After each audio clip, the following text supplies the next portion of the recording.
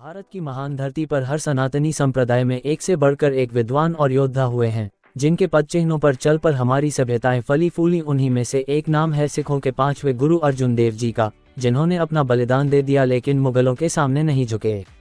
The 15th of April 1563 को पंजाब के तंतारन स्थित गोयंदवाल जन्मे गुरु अर्जुन देव जी को मुगल आक्रांता जहांगीर के अत्याचारों का सामना करना पड़ा, लेकिन उन्होंने अपना सिर नहीं झुकाया और न ही अधर्मियों की बात मानी। जहांगीर हर हाल में सिख गुरु अर्जुन देव को मृत देखना चाहता था, जिसके कई कारण थे। मुगलों को लगता था कि गुरु ग्रंथ साहिब में इस्लाम को लेकर कुछ गलत बातें लिखी गई हैं, जिन्हें हटाया जाना चाहिए। जहांगीर को ये भी लगता था कि गुरु अर्जुन देव जी बागी शहजादा खुसरो की सहायता कर रहे हैं।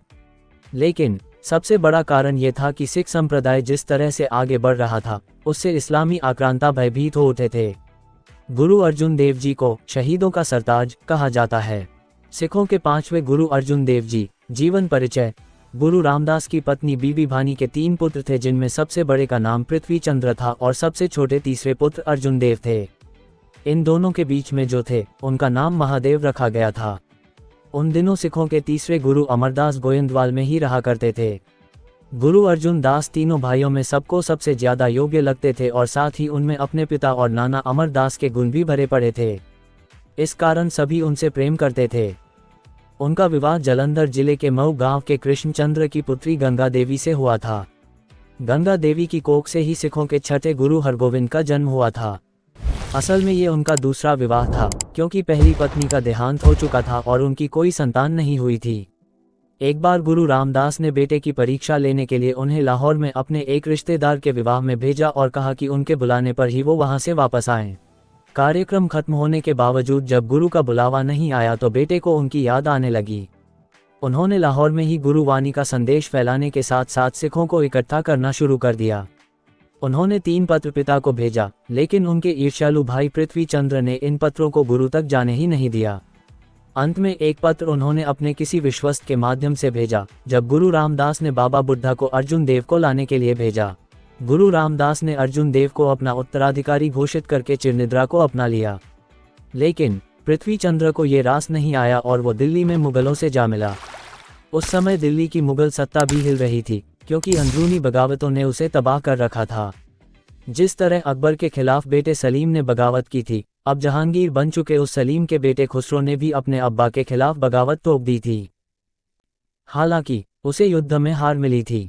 जब वो पराजित होकर लाहौर जा रहा था तो उसने रास्ते में गुरु अर्जुन देव जी से मुलाकात की थी। शहजादा खुसरो ने सहायता मांगी, लेकिन आक्रांताओं की इस लड़ाई में गुरु अर्जुन देव ने हस्तक्षेप करने से इनकार कर दिया और इसे राजकीय मामला बताया।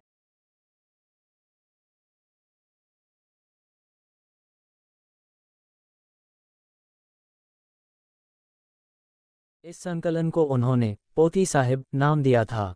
जहांगीर के दीवान चंटू शाह ने भी अपनी बेटी की शादी गुरु अर्जुन दास के बेटे से करने की पेशकश रखी थी, लेकिन गुरु ने उसे साफ मना कर दिया। इससे वो बिलबिला उठा था। वो बदला लेने की ताक में रहता था। इसी बीच उसने जहांगीर को उकसा दिया कि गुरु अर्जुन देव ने शहजादा खुसरो के साथ बैठक की है और युद्ध में सहायता का आश्वासन दिया है।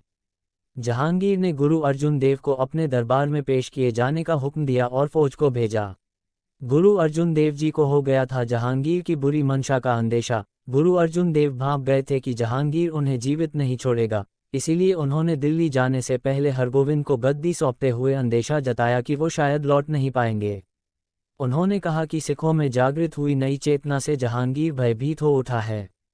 उन्होंने हरगोविंद को शक्तिशाली होने के फायदे समझाते हुए सिखों को संगठित करने में पूरी शक्ति लगाने का आदेश दिया। उन्होंने समझाया कि शक्तिशाली से टकराने की हिम्मत कोई नहीं कर पाता।